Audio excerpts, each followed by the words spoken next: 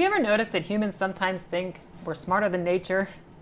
Not uncommonly, we forget our place, particularly when it comes to science and medical science. In this video, I explore a SciTech Daily article that came across my feed called Fooling Biology: Can Synthetic Polymers Replace the Body's Natural Proteins? Given that they're asking the question, I'm pretty sure the answer is going to be, yeah, we think we can do it. As we examine this article, we're reminded of how machine-like we think life is. That we're not dealing with biological fluids like plasma and blood, but just oil in a transmission. Now we're trying to come up with synthetic oils. In this case, replacing biological proteins in the plasma or blood with polymers related to the use of plastic. Are we really as smart as we think we are?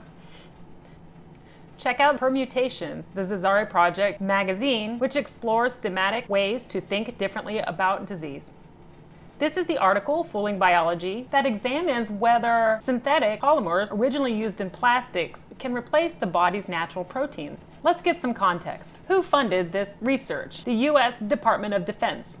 Okay, this suggests they're looking at wartime applications, for example, with wounded warriors, and making plasma products more readily available. Human plasma has a shelf life and requires extreme care and handling. A more stable product would be ideal in this case. The National Science Foundation, the Department of Energy's Office of Science, and the Alfred P. Sloan Foundation's Matter to Life initiative.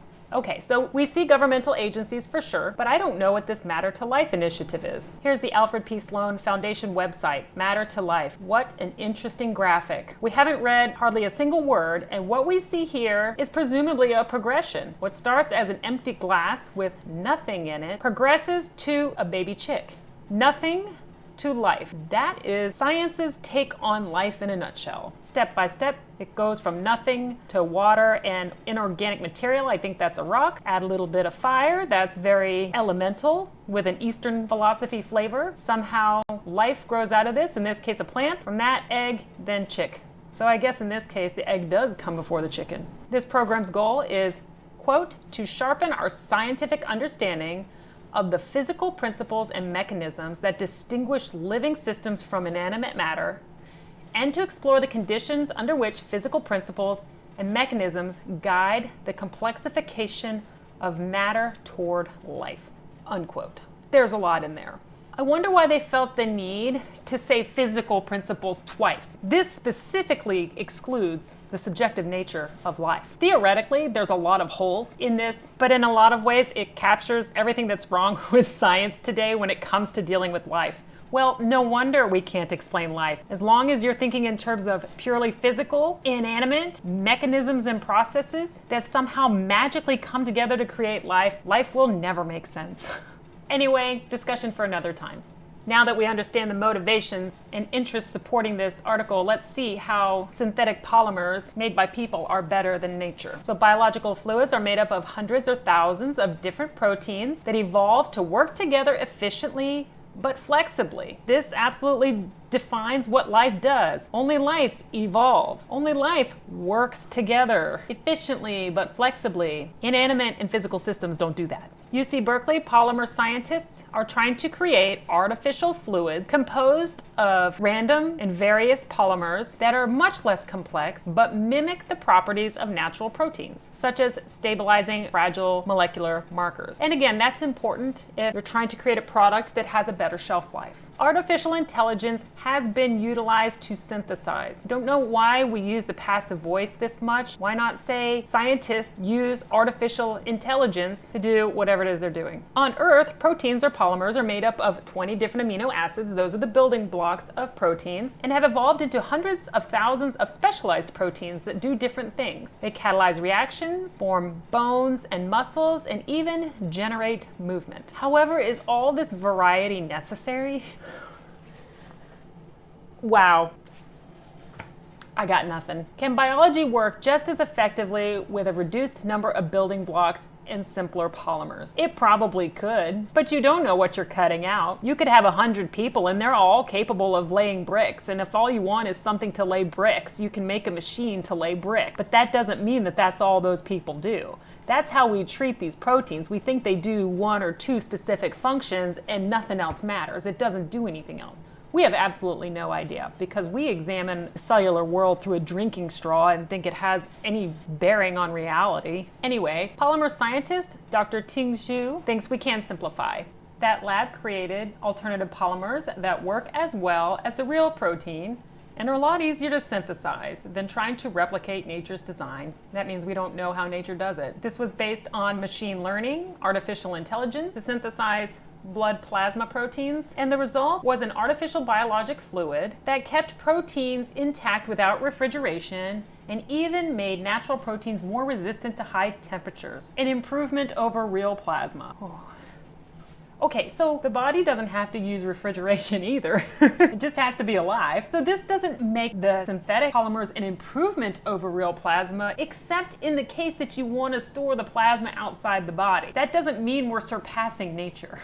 There's a lot of effort put into tweaking natural proteins to do things that they were not originally designed to do. That's tempting fate. Who do they think did this designing? I'm curious. The applications here are drug delivery and mimicking natural human proteins, and this is all a hot research field. Yeah, drug delivery is important because that's what we think the future of medicine looks like.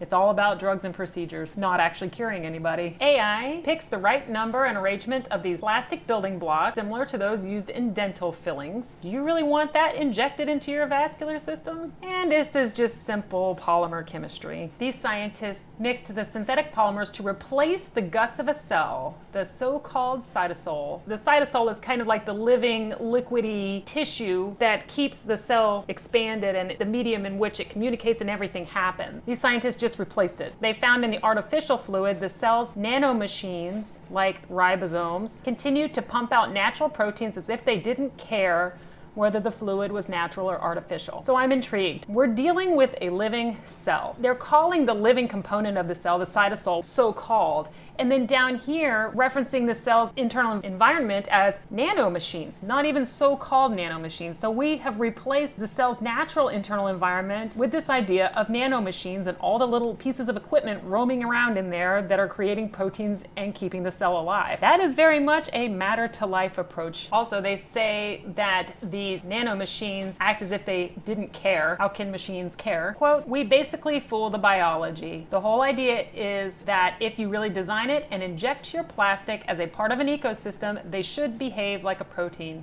We're forgetting here that we're dealing with adaptive systems. So inside a cell, if a cell normally uses certain building blocks to create something, but then you take away those building blocks and put in building blocks that kind of look similar, if there's any level of intelligence, it may go on and be like, well, I don't have what I usually use, but this works too, and so it makes it. That doesn't mean you fooled the system. It means you took away every other option, and it was able to adapt to the new environment. That doesn't mean that what it's putting out is the same as what it was putting out before. This paragraph concludes, if the other proteins are like, okay, you're part of us, then it's okay. Down here, the concept is extended to the possibility of hybrid biological systems where plastic polymers interact with natural proteins to improve a system, such as photosynthesis. Wow, we think we can improve on photosynthesis with today's technology. We need to rein that in a hair. Well, irrespective of what I think about this situation, this research made it into Nature, a reputable scientific publication that has a lot more clout in the scientific community than I do. So Dr. Zhu sees living tissues as a complex mix of proteins that have evolved to work together flexibly, we've already seen that, with less attention paid to the actual amino acid sequence than to the functional subunits of the protein, the places where these proteins interact. So again, this isn't a passive voice. Who's doing the paying attention to? So we think the functional subunits are more important than the amino acid sequence, but that doesn't mean that that is true at the cellular or molecular level. That could absolutely and probably does have meaning, but we just don't know what it is. It's just a lock and key mechanism. It doesn't make much difference whether the key is aluminum or steel, so the composition of it is less important than what it does. That is very much machine mentality. The natural protein mixtures are believed to have evolved randomly over millions of years. Randomness is a very common theme in today's science, because we have no other way to explain it. When life is the byproduct of a non-living universe, this is the only solution. I have a feeling when we understand life and disease, this is gonna look ridiculous. Nature needs flexibility in order to get where it is, but we people use precision-driven design, which makes us more insightful than nature. Nature does all this random trial and error crap, whereas we can look down and say like, aha, I got you figured out. Let's take a shortcut and go over here. Also, if you use the right principles to design and select the building blocks, then scientists don't need to recreate the exact protein mixtures in living tissues. Well, the linchpin here is the right principles, which I don't think we have. Because right now, if you're looking for the right principles of a machine, maybe, but we're dealing with life and adaptive systems, not machines. That we think nature is random and we're so smart is probably why everything looks disastrously complex. We have made it impossible to understand with this belief that it's quite simple. Chances are it actually is simple, but our distorted view of it makes it look kaleidoscopic.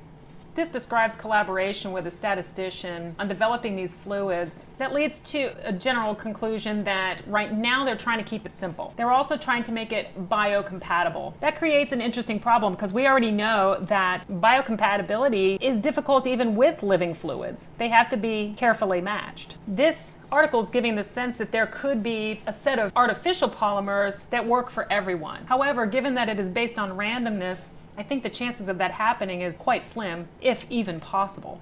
Dr. Xu goes on to say that the paper lays out design rules and explains how one should interface with biological fluids. Dr. Xu is right in her comment that we need to totally rethink how biomaterials are currently designed because the current methods, which are focused on mimicking the amino acid structures of natural proteins, are not working. That's basically saying it was too hard. We can't figure it out. Now we get a sense, well, that's why they're trying to bypass this process and simplify. I don't know if it's going to be any more successful. The Food and Drug Administration hasn't approved any new material for polymer biomaterials for decades. We are pursuing the wrong direction. I couldn't agree more. I know these scientists think they're pursuing a new direction, but they really aren't. They're still operating within the bounds of a very narrowly interpreted science. There's only so many possibilities, and it's not going to happen. We need to rethink our assumptions and broaden the landscape of possibilities if we ever want to solve this. The solution isn't in the materials community. The solution is thinking differently about the problem on the most fundamental level. I know I take a biting stance on technology. Is this stuff interesting? Absolutely. My point is that we're trying to solve problems that don't need to be solved. If we stop trying to cram life into a non-living interpretation of the universe and actually understand what life is, we might have a shot at understanding how to solve these problems. We won't need to make plastics biocompatible to replace natural proteins. We'll understand how they work, how to help systems recognize their own problem and create their own solutions. We won't feel this need to control everything or that we can control everything. And we certainly won't think that we're better than nature. That a polymer plastic we first developed 100 years ago is going to bypass all of nature's creations that have evolved over an inordinate amount of time. And as I said before, as long as we continue to install mechanistic thinking on life, we are going to be absolutely drowning in complexity and nonsense because that's just not how life works. Life changes, communicates, and adapts. And when you take all that away and think it's going to make any sense, then we're just headed into a really dark future where there is no healing. Is that one anybody wants? Anyway, be sure to like, subscribe, and leave your comments below. Thanks for listening.